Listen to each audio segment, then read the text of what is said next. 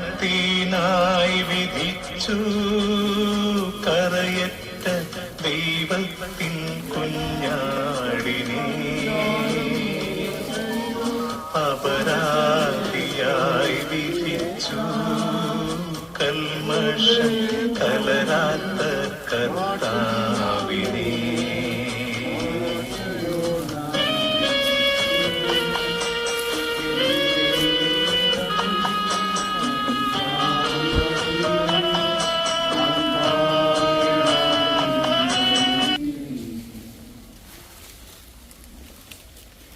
രണ്ടാം സ്ഥലം ഈശോ മിശിഹ കുരിശ് ചുമക്കുന്നു.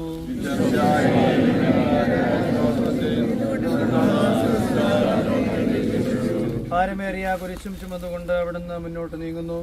ഈശോയുടെ ചുറ്റും നോക്കുക, സ്നേഹിതന്മാർ ആരുമില്ല.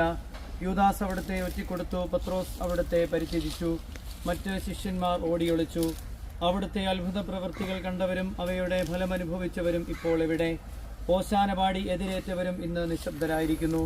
ഈശോയെ സഹായിക്കുവാനോ ഒരാശ്വാസവാക്ക് പറയുവാനോ അവിടെ ആരുമില്ല. എന്നെ അനുഗമിക്കുവാൻ ആഗ്രഹിക്കുന്നവൻ സ്വയം പരിത്യജിച്ച് തൻ്റെ കുരിശും വഹിച്ചുകൊണ്ട് എൻ്റെ പിന്നാലെ വരട്ടെ എന്ന് അങ്ങ് അരുളി ചെയ്തിട്ടുണ്ടല്ലോ. എൻ്റെ സങ്കടങ്ങളുടെയും ക്ലേശങ്ങളുടെയും കുരിശ് ചുമന്നുകൊണ്ട് ഞാനങ്ങേ രക്തമണിഞ്ഞ കാൽപ്പാടുകൾ പിന്തുടരുന്നു. വലയുന്നവരെയും ഭാരം വഹിക്കുന്നവരെയും ആശ്വസിപ്പിക്കുന്ന കർത്താവേ, എൻ്റെ ക്ലേശങ്ങളെല്ലാം പരാതി കൂടാതെ സഹിക്കുവാൻ എന്നെ സഹായിക്കണമേ. സ്വർഗസ്ഥനായ നിങ്ങളുടെ പിതാവേ,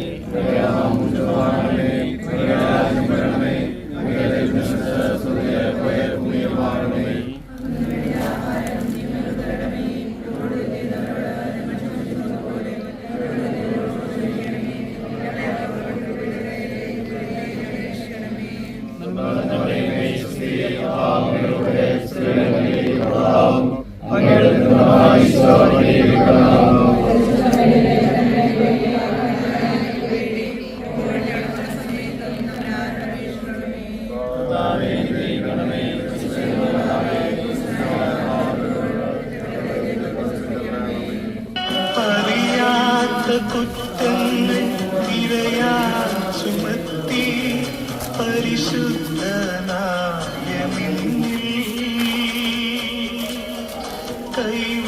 കൈവല്യദാതാൻ കാരുണ്യം കൈക്കൊണ്ടു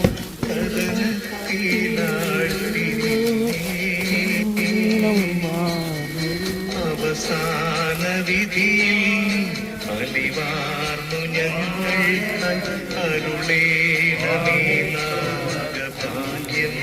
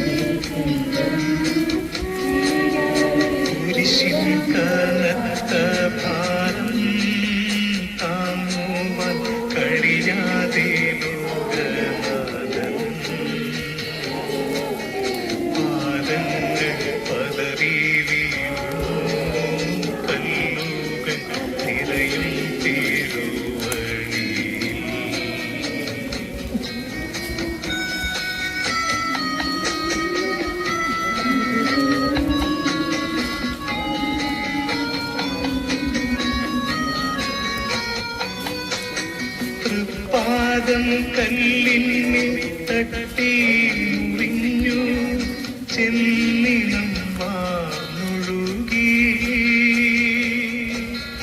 മാനവരില്ല വാനവരില്ല താങ്ങി തുണച്ചിടുവാൻ. അനുതാപമൂർന്ന ചുടുകണ്ണു നീ തൂകി അണയുന്നു മുന്നിൽ ഞങ്ങൾ.